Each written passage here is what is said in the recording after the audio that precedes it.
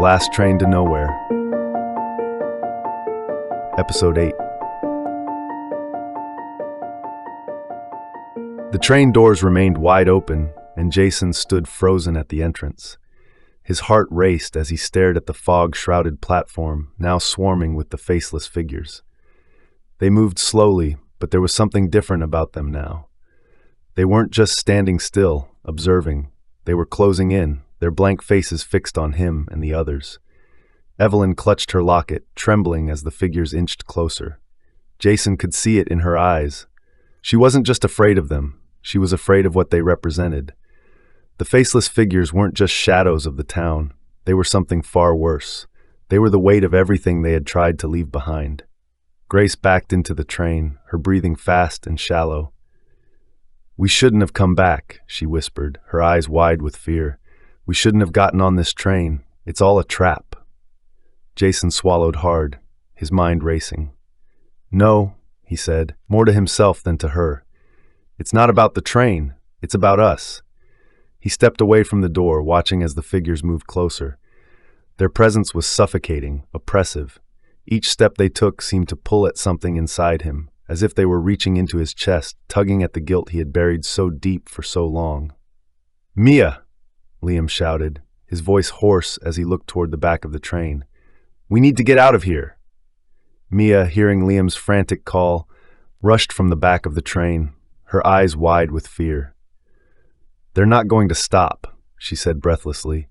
"The train didn't save us. It just brought us right back to the beginning." Jason turned to face the others, his mind spinning. The faceless figures were closing in fast, and the train felt more like a trap than ever before. But something in Jason's gut told him that leaving now wouldn't save them. They had been running for too long. The train wasn't the answer. Confronting the truth was. "We can't run from them," Jason said quietly, his eyes locked on the advancing figures. "We have to face them. We have to face what we've done." The faceless figures seemed to zero in on Jason, their blank stares heavy with judgment, even without eyes. His chest tightened as they approached, their forms shifting subtly, taking on the shape of people he had tried to forget.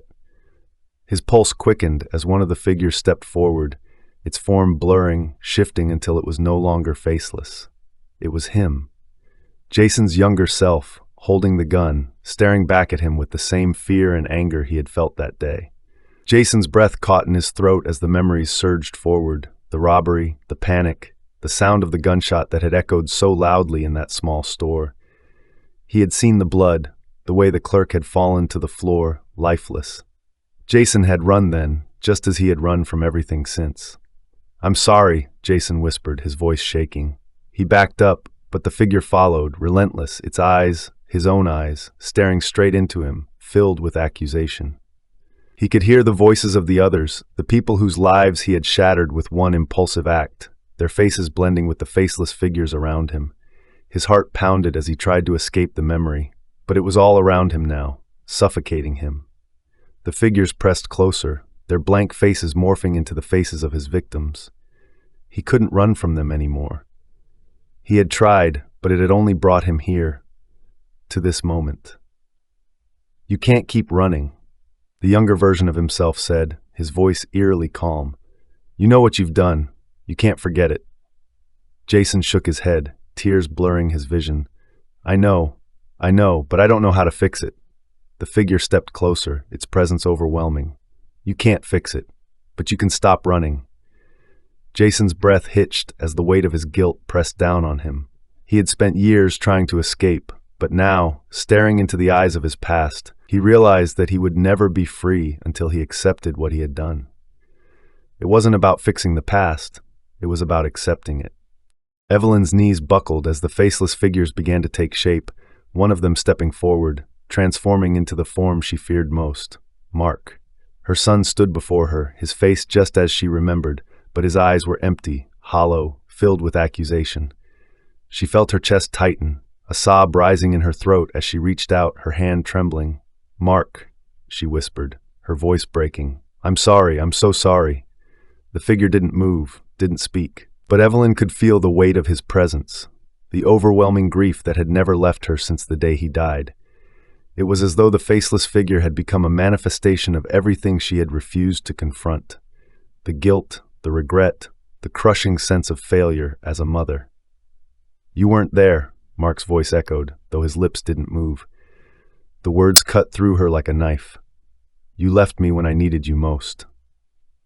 Evelyn fell to her knees, her hands clutching the locket around her neck, tears streaming down her face. "I didn't mean to," she cried. "I wasn't there, and I couldn't save you. I've lived with that every day since you've been gone." The figure of Mark stood still, watching her, but there was no warmth, no comfort in his gaze, only emptiness. Evelyn's heart ached as the weight of her guilt crushed her, the memories of her son's laughter, his smile, now tainted by the grief that had consumed her. "I should have been there," Evelyn sobbed, her voice barely audible. "I should have been there for you." The faceless figure stepped closer, towering over her, its presence heavy with the blame she had carried for so long. But deep down, she knew the truth. She hadn't been there when Mark needed her, but she couldn't keep living in that moment. Holding on to the guilt wouldn't bring him back. Evelyn took a deep, trembling breath, her tears still falling. "You're gone," she whispered, her voice steadying, "and I can't change that, but I have to let go. I have to forgive myself." The figure of Mark began to fade, dissolving into the mist, leaving Evelyn alone with her grief. But as it vanished, she felt something else, a small, fragile sense of peace. Grace pressed herself against the wall of the train car, her chest heaving with fear as the faceless figures transformed before her eyes. They morphed into versions of her friend, the one she had lost in the accident, the one she blamed herself for. The figures, now resembling her friend, moved toward her, their faces twisted in pain and accusation. "Why didn't you stop me?" one of them hissed, its voice distorted, echoing inside her head. "You could have saved me. You should have saved me." Grace's vision blurred as tears filled her eyes, her entire body trembling. She had been running from this guilt for so long, pushing it down, refusing to acknowledge it, but now it was here, standing in front of her, forcing her to face the truth she had been trying to escape. "I'm sorry," she whispered, her voice breaking. "I didn't know what to do. I didn't mean for any of it to happen." The figures moved closer, their faces, her friend's face, contorted with pain. "You let me die," they said, their voices cold, unforgiving. "You let me go, and now I'm gone." Grace shook her head, panic rising in her chest. "I didn't mean to." Her words were cut off by a sob. I didn't know what would happen." The figures surrounded her, their presence overwhelming. Grace could barely breathe, the weight of her guilt suffocating her. She had lived with it for so long, never letting herself forget what had happened, never letting herself move on. The accident, her friend's death, it had been a constant shadow, and now it was here, ready to consume her. "I'm sorry," she whispered again, her voice trembling. "I'm so sorry." The figures pressed closer, their accusations growing louder in her mind, but something inside Grace shifted. The guilt was crushing, but she couldn't let it destroy her. She had carried it for too long. It wasn't her fault. Not entirely. The accident had happened, and she couldn't change it, but she didn't have to let it define her. Taking a shaky breath, Grace stepped forward, her body trembling but her mind clear. "I'm sorry," she repeated, but this time her voice was steadier. "I'm sorry for what happened, but I have to let it go." The figures faltered, their twisted faces softening, and then slowly they began to fade. Liam stood in the middle of the train car, his fists clenched as the faceless figures surrounded him. Their shapes shifted, their forms distorting into grotesque versions of himself, twisted reflections of his failures, his mistakes. They stared at him, their blank faces filled with silent judgment. "You can't run from this," they seemed to say, though no words passed their lips. "You've failed, and now there's nowhere left to hide." Liam's heart raced as he backed away, his pulse pounding in his ears. "No," he muttered, his voice shaking.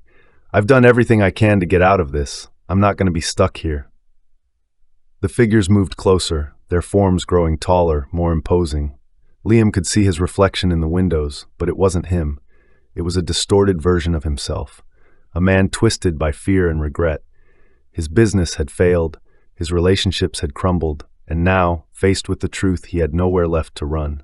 "I'm not staying here," Liam shouted, his voice rising in panic. He turned toward the door, ready to run, but the figures blocked his path, their arms outstretched. "Let me out. I don't belong here." But deep down, he knew the truth. He had been running for so long, refusing to confront his failures, refusing to take responsibility. Now, trapped in the train, he had no choice but to face it. The figures were right. He couldn't run anymore. This was the end of the line. The faceless figures stepped closer, their presence suffocating, and Liam felt the weight of his guilt crashing down on him. He had failed, and now he was paying the price. "I'm sorry," he whispered, his voice breaking. "I didn't mean for any of this to happen." The figures didn't respond. They didn't need to. Liam had been running from the truth for too long, and now, with nowhere left to go, he realized that the only way out was through. He had to face what he had done. The train rattled beneath them, the faceless figures now fading into the mist, leaving the characters standing alone in the eerie silence. Jason, Evelyn, Grace, and Liam stood motionless, their hearts heavy with the weight of what they had just faced. The train, which had seemed like a way out, was now something entirely different, a place where they had been forced to confront the darkest parts of themselves. But the train wasn't moving anymore. It had come to a stop, and the doors slid open with a soft hiss, revealing the fog-covered platform outside. The faceless figures that had haunted them were gone, but the station remained, shrouded in the same thick mist that had greeted them when they first arrived. Jason took a step toward the open door, his heart pounding in his chest. He didn't know what was waiting for them outside, but he knew one thing. They couldn't stay on the train forever. He glanced back at the others, his eyes filled with uncertainty. "We have to go," he said quietly. "We have to face whatever's out there." Grace nodded, though her face was pale, her eyes still wide with fear. Evelyn stood silently by the window, her hand resting on her locket, her thoughts far away. And Liam stared at the open door, his body tense, his jaw clenched. The train wasn't going to save them. They had to save themselves. Jason took a deep breath, his heart pounding, and stepped off the train.